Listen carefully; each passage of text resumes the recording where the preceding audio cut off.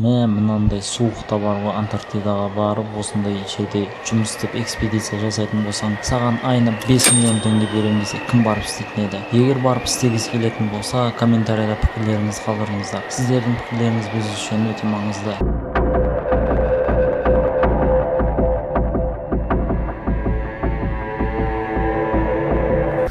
Кез келген жер бар екен, оны адамдар басып алуды ойластырады. Ал Антарктида аралына келетін болсақ, 1961 жылы кез келген мемлекеттің Антарктидада военный база соғуына тыйым салынған. Себебі Антарктида бұл ешкімге тәуелді емес, ерекше материк болып табылады. Осы келісім шартқа 50 мемлекет қол қойды. Олардың арасында Америка, Россия, Қытай бар. Ал 2048 жылға келіп, Антарктида қазіргі Норвегия сияқты көк жасыл түсті аймаққа айналады. Қазіргі уақытта Антарктидада тұрақты халық жоқ. Дегенмен мұнда бірнеше ондаған ғылыми станциялар орналасқан. Олардағы зерттеушілердің жалпы саны қыста 1000 адамнан жазда 4000 адамға дейін өзгереді. 7 станцияда 150-ге жуық Ресей азаматы бар. Менің пікірімше, Антарктиданы нақты бір мемлекет басып алады деп айта алмаймын. Себебі ол жер өте суық және тіршілік етуге өте қолайсыз. Дегенмен бұл мемлекетте қанша ондаған станциялар болғанымен де бір мемлекетті бұл Антарктида аралын басып алып, ол жерде тіршілік етуі өте қиындау болады. Себебі оларға қыста азық-түлік жеткізу және де егіншілік немесе мал шаруашылығын алып келіп, Антарктидада бұл нәрсені амалға асыру мүмкін емес нәрсе. Ғалымдар Антарктида мұзының астынан не тапты деп ойлайсыздар? Жаңа Зеландиядан келген ғалымдар тобы Антарктидада мұз астынан 500 метр тереңдікте орналасқан жасырын экожүйені тапты. Олар бірнеше жүз метр биіктіктегі собор тәрізді үңгірден шыққан деп хабарлайды.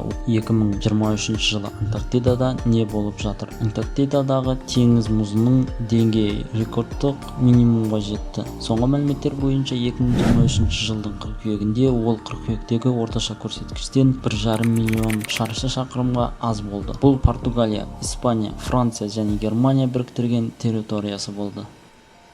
Антарктида жаһандық жылыну нәтижесінде жасылға айналады. Антарктиданың мұзсыз аймақтарындағы жер үстіндегі өсімдіктері негізінен әртүрлі мүктер мен қыналар түрінде болады және континент аумағының 0,3% ғана алып жатқан үздіксіз жамылғы ғана түзбейді. Дегенмен Эксетер және Кембридж университетінің ғалымдары, сондай-ақ британдық Антарктида тобының зерттеуі соңғы уақытта аймақта жаһандық жылыну салдарынан биологиялық белсенділіктердің күрт артқанын көрсетті. Ғалымдардың жұмыстарының нәтижесі туралы қосымша ақпаратты сарапшылар зерттеу барысында Антарктида түбегінің 3 түрлі аймағынан жиналған 5 мүк үлгісін зерттеді. Зерттеушілер олардың арасында жылына 3 мм өсетін мүктердің 2 түрін тапқанын атап өтті, бірақ олар жылына 1 рет миллиметр ғана өсетінін анықтады.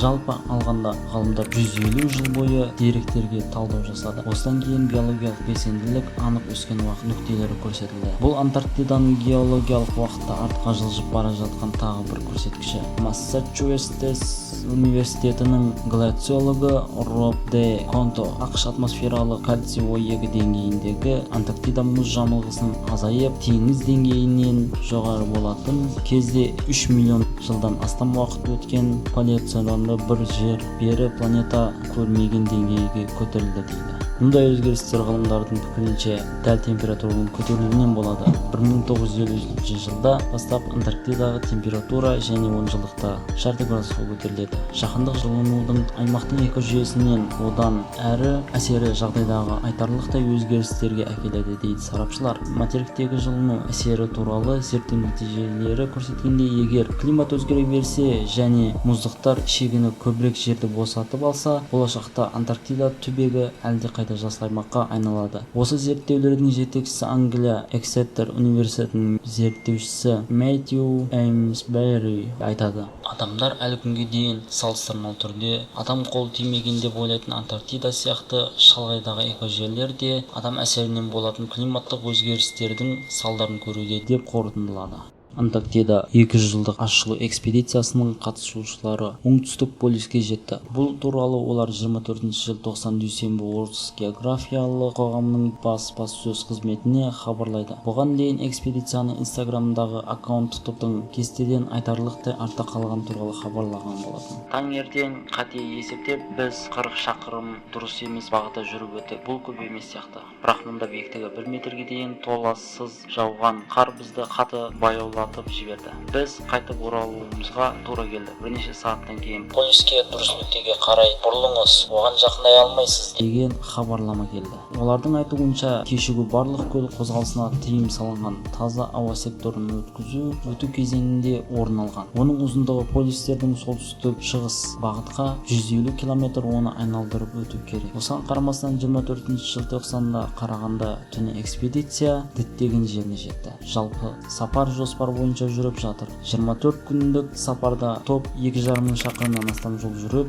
31 сағат бейне материал түсіріп, 4000 отын, 2950 литрін тұтынған. 1983 жылы мұнда 20 ғасырдағы барлық метеорологиялық станциялардың планетасындағы ең төмен температура тіркелді. 89-2 градусқа дейін аяз. Саяхатшылар қазір өздерін жақсы сезінеді. Олардың арсеналды полярлық жағдайда өмір сүруге қажеттерінің бәрі бар. Валдис Пеш біздің өмір сүру жағдайларымыз сәнді. Бізде үстел компьютер және нәрсені барлығына арналған ілгіштер, кең сөрелер мен ыңғайлы ұйықтау орындары бар. Түнде отынды үнемдеу үшін жылу өшіріледі. Таңертең температура кабинада 10 градусқа дейін төмендейді. Сыртта 40 градусқа дейін түсуі мүмкін. Бірақ біз мүлде зардап шекпейміз, өйткені бізде 40 градус аязға арналған өте жылы ұйықтайтын қаптар бар. Еске салайық, ресейлік навигаторлар Таддей Беллинсгаузен мен Михаил Лазаревтің құрлық ашуының 200 жылдығына арналған Антарктида бойынша автомобильге жетті.